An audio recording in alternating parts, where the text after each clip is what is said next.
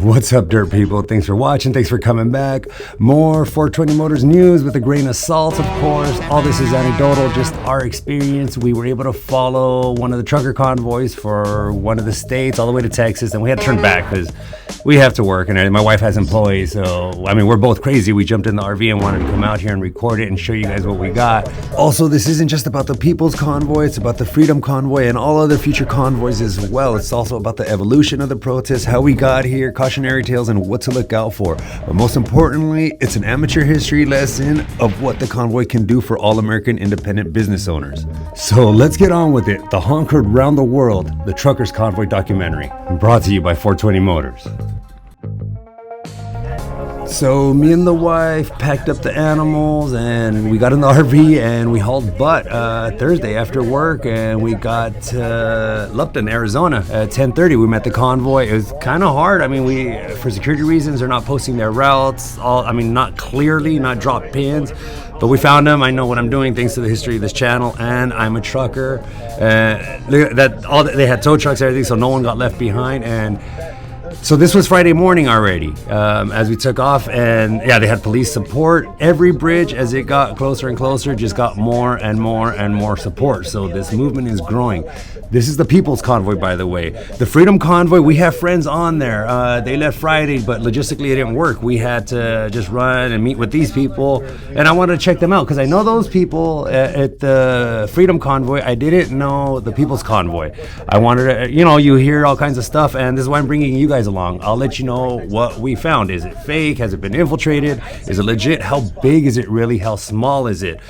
These are just pictures from when I thought I was hitting record. A rookie mistake. Oh well.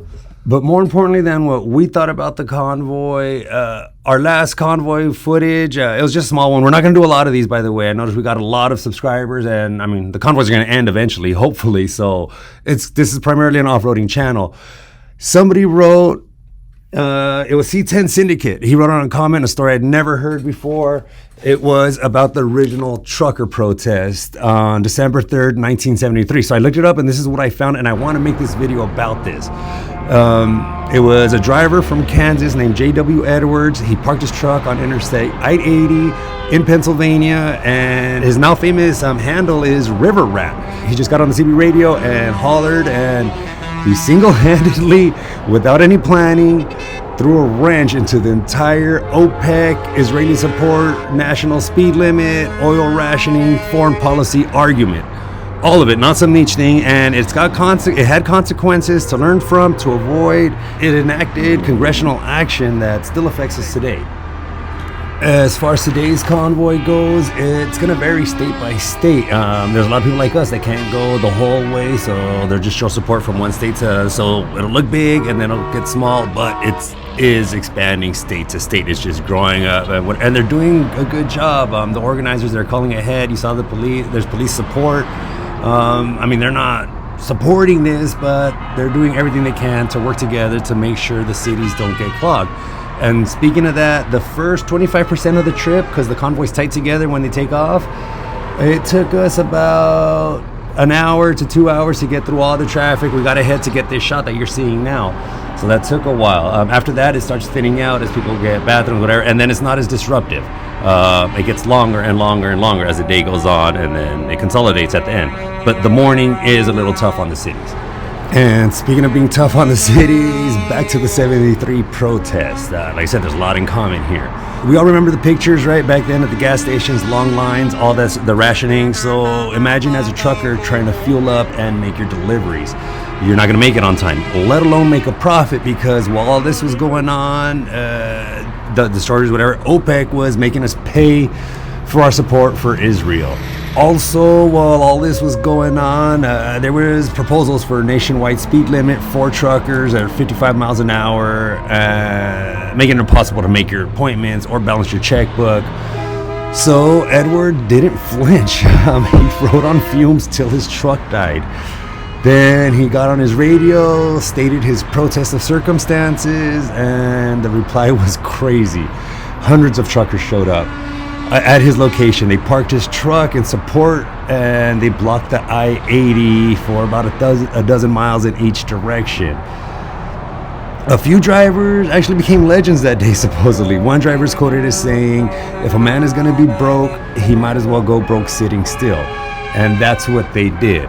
So, back to the Freedom Convoy. Like I said, you're watching the People's Convoy. The Freedom Convoy is the one, they're going a different route. They're going on the I-80. And this one, the People's Convoy, you'll see RVs later. They're much better funded. So that's one of the RVs. Oh no, there's tons of RVs. I'll show you later. They're very well funded. They're very well organized, and tons of other little movements are coming across. Because if you ask 10 different people what they're supporting or what they're protesting, you're going to get 10 different answers. The easy answer is the mandates, but I'll get into that more later. It's not as clear cut as that. Everyone's got something else here to protest, which seems confusing, but it's also unifying. No one's excluded from this. The unifying part is really important. Not critical to support, I'm not talking about all of that, but because there's tons of tiny little movements. If you study the history of the original convoy, there's some cautionary tales there. Like I said, we came originally here to gauge the energy, and there's tons of it. So back to the 73 protest. Within hours of him shutting his truck off and getting on the radio, demonstrations and protests popped up all over the country, numbering in the thousands. By the next day, it was happening in 10 different states. The expectation was that Congress would act once it ran out of toilet paper. According to some reports, 3 days in, most of the protests were peaceful, and some even had support from governors in different states, whatever. But one governor in Ohio went full blackface Justin Trudeau and called in the National Guard, removing trucks by force and lobbing tear gas at protesters. But like I said, some were cool and they made promises, they made efforts. They met with Edwards and other truckers, and it did lead to efforts to make compromise and de-escalate the situation. It worked at first until some governors started welching on the promises that they made. And that prompted some of the more passionate protesters to criminal behavior, doing their best to disable as many trucks as they could just to get support, harassing drivers that weren't taking part in the protests. Supposedly a driver was even stabbed. They get to express themselves. So back to modern day, check out that freeway line. So this is the end of the day. This is one exit before Texas. And I told you, everything just gets more congested again at the end. Everyone comes together. This is where everyone spent the night. It's an awesome truck stop. And the truckers have been calling ahead and they find the places where they need to go. And like I said, they notify the police just to cause as little disruption as possible, and only going places where they're welcome, because not everyone supports this. Because everyone supports it for different reasons, and it's kind of not clear, and it's so divisive today. Nobody knows what's going on. So again, that's why we wanted to show you guys just an amateur, clear, just untainted perspective. But all of it is anecdotal. This is just what we see. Later on, this group can morph and everything. And so back to the story, just for more cautionary tale. By 74, tons of different groups had already formed, protest groups, whatever, trucking groups, all about the protest. Eventually, the entire country came to a stop when enough drivers blocked enough roads or just refused to turn their trucks on. So, like I said, eventually it got big enough and everything just slowed down. But some were violent. There are reports of a lot of violent stuff. Even the worst ones are truckers throwing bridges, or drivers throwing bricks off bridges just to make the highways too hazardous. Whatever. So, like I said, a lot of groups are splitting off. This is People's Convoy. We got the Freedom Convoy, and then there's tons, and I expect tons within states, because a lot of people are like, why go shut down DC if your state is okay? A lot of people might just go to their own state capital, and a lot of people can just protest by not turning on their trucks. That's a that nonviolent resistance. We know where that gets you. So there's tons of different ways. But yeah, everyone here is cautious. Everyone knows this is post January 6th, so nobody's naive. And we have the example of Canada. Before I read into the story of Edwards, I thought we were writing the coattails of Canada, which I'm super impressed that they came out and they did this, and they'll always go down in my book with respect. But it's awesome to find out that this has its origins in our country. in the USA. And both my parents they're citizens, legal citizens, but they're born out of the country. They're from Mexico. And they're retiring in Mexico. They're not sure their income could go as far here for whatever reason. We don't share the same politics. We don't fight about politics, though. They're not political.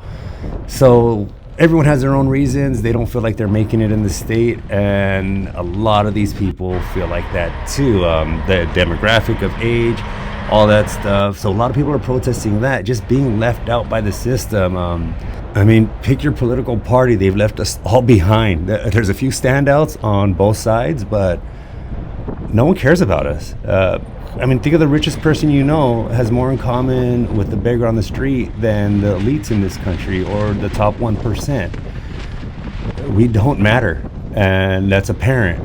But everyone here's common message is that we starve them out, not the other way around. And no one wants to get to that, but it's been years of people having hardship, of people losing friends, people being silenced, people losing family, not being able to bury their family while politicians are maskless in restaurants that they own. All that, pick your reason. But a lot of people this is the next day, by the way. This is on the morning. This is Saturday morning before we headed back, and the group they're having their driver's meeting. And they'll head back to Elk City, Oklahoma. They'll head over to Elk City, Oklahoma after this. So back to what people are protesting. Like I said, everyone's different. Everyone's got their own thing. A lot of people criticize the movement asking, what are you protesting for? The mandates are lifted, at least for this state, or the mandates are this or that or that. I gotta be honest, if you're one of those people, that's kind of a piece of crap answer, because yeah, the mandates are lifted for me. None of these I'm independent. I haven't had to wear a mask these entire 2 years. We got the RV to avoid mandates so we could be able to travel. We're unaffected. We're fine. But not everyone else is. If you're a healthcare worker, a food worker, a government worker, parents, teachers, or anyone raising kids, all these people are here for those people that don't have a voice. If you watched the Super Bowl the other weekend, think of what you're looking at. We could afford to go out and eat every day of the week if we want, take our mask off when we sit down, and be served by someone in a mask. What are the chances that that server can eat out once a week, once a month? We're creating a masked class and a non-masked class, and some people are okay with it, and it's troubling.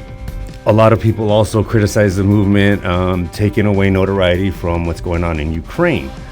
And that's also troubling. If you're okay with the mandates, you're okay with our soldiers being forced to do this, and at the same time you have little disregard for where they're sent to fight, and that's a piece of crap answer too. We're supposed to protect our soldiers and not send them anywhere we're not down to take care of them. Lots of vets in this group too, but apparent, right? It's obvious. Also, what about healthcare? If you're super strong on the mandate, your principal argument is healthcare and the well-being of others and all that stuff, which is understandable. It's logical. It's reasonable. But you're forcing the medical community to also take medication. If you're for the mandates and against this trucker protest, you're also demanding that a medical establishment is there for you. You're not there right now, but you demand the nurse that will see you in 10 years be injected today. Again, that's a piece of crap answer. We're better than that. And the reason this group's easy to break up, you'll see there is Trump flags, there was everything. It's really easy to paint anybody in this group bad. One person does something bad and it's gone. This doesn't have the same tolerances as some of the burning city riots last summer that mostly peaceful protests. No, that can absorb 80% bad behavior and still paint the whole group as peaceful. These, because of political, not even affiliate, it doesn't matter. These people are all over the board, but the media, to break this up, will tell you it's one-sided. And it's not. But yeah, if 1% of this group does anything wrong, 100% of the group will get tainted. And it's terrible. And everyone knows the reality here, and everyone's being careful. I said it's post January 6th, so everyone here knows that their bank accounts can get seized, they can get locked up, thrown away. I mean, weren't we supposed to close Guantanamo Bay? This is the whole point of Guantanamo Bay was because we couldn't do this to our citizens on our soil, and we know what everyone here is risking. Some people watching this support that, and I don't know, check the comments. Yeah, you'll see. But again, do check the comments for factual stuff. I'm not qualified to make a political statement or video or anything like this, but we just like making videos on this channel. But speaking of checking for information and all that, citing my sources, this was just a lazy Wikipedia history channel. So do your own info, especially if you're really interested in the subject. Look up more on Edwards. Back to that also. On February 11th, 1974, an agreement to add 6% fuel charge was reached with the truckers. If you're not in the industry, you've never heard of that term before, but I was surprised to learn of its origins. That helps a lot of truckers today. Some groups held out through the negotiations, but after threat of military action, most they just took the victory and they got back on the road. Once the dust settled, however, 100,000 layoffs, several deaths, which I can't find more report on, just several deaths there, and the fuel shortages and the food shortages got in worse shape, whatever, all that laid in the wake. But as far as the future of trucking in America, which is important to this topic, it forced the federal government to recognize the truckers as a group. It used to be ignored and whatever, just like anything, like no special treatment. Because some are employees for Coke or whatever company. Some are employees, some are owner-operators, some are syndicates. So a group with truckers were never represented as a group for the government. Now, today, they are because of this. And like I said, that's important because think of all the companies, all the businesses, the privately owned, the gyms, the shops, the salons, the restaurants that didn't survive today's restrictions because they're not unified. The government knows if you're easily broken up or not bonded together this strongly as this group is, you're very easy to be trampled.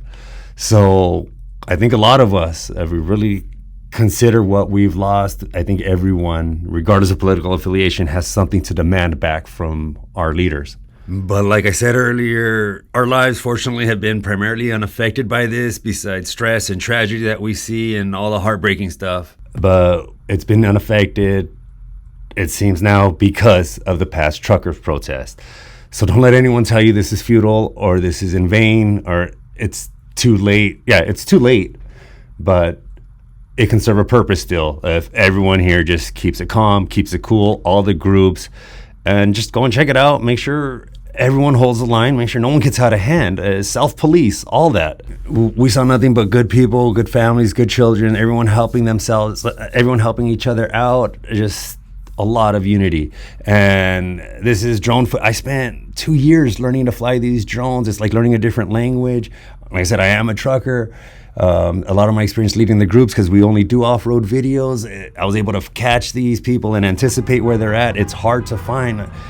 And I don't know. Like I said, I'm here. It felt, we bought the RV for the mandates, and like everything we did leading up to this point felt like I was supposed to be here. Like we were supposed to be here. I don't know if you could tell, you could hear the emotion in my voice. I had to stop it a few times because I was going to break down. But yeah, so here's all the other supporters. These are the real heroes. We had warm showers. We had comfy, like we had everything for our pets, our animals. We were cool. The truckers, as long as they have a truck stop every now and then, they're great. If you have a cabin, a sleeping cabin, whatever, there's a lot of people in vans like this or little RVs or travel trailers. We had it all easy. The people in these cars, though, they had their pets with them. They had kids with everything, and they're going all the way. Not everyone, like I said, some are just state to state. They can't go all the way, but yeah, most of these people are, and their numbers are growing. So don't let anyone tell you what this movement is or isn't, what they're protesting or what they aren't protesting, or where it started or where it's going. We don't know. Like I said, we don't know about its past. It's all evolving. This is an evolution of the original protest, and I just went through how much it helped. Like I said, we were unaffected compared to other industries. So regardless of what you're in, go check it out. They're going through all the states. They're coming through. I can't even put links because it'll never end. Whatever state you're in, probably not Hawaii. There's gonna be a convoy over it. There's gonna be a bridge to go to check it out, to support. There's gonna be somewhere to donate to. It's gonna be cool. It's gonna be a lot of awesome people. I saw a post online trying to criticize that. Everyone under 30 left already. But yeah, they got to go to work. Only the retired people can keep going. I'll put links so you guys can read up more on Edwards. On the work from home people. And also, since the group is moving and changing plans, ask in comments if you want to know where they're at to try to join them. I'll put links if I can. Yeah, none of these people need to listen to the mandates, but they're still here. I mean, right? They always don't have a work or or they work from home or remotely or private business. Thanks for watching. Please subscribe, like, and share if you found the video interesting. Remember, let freedom honk. Keep going new places, keep meeting new people, and of course, keep it dirty. Oh, he wants to work. Oh no, he's got a flag. Because he didn't honk, I thought he wasn't.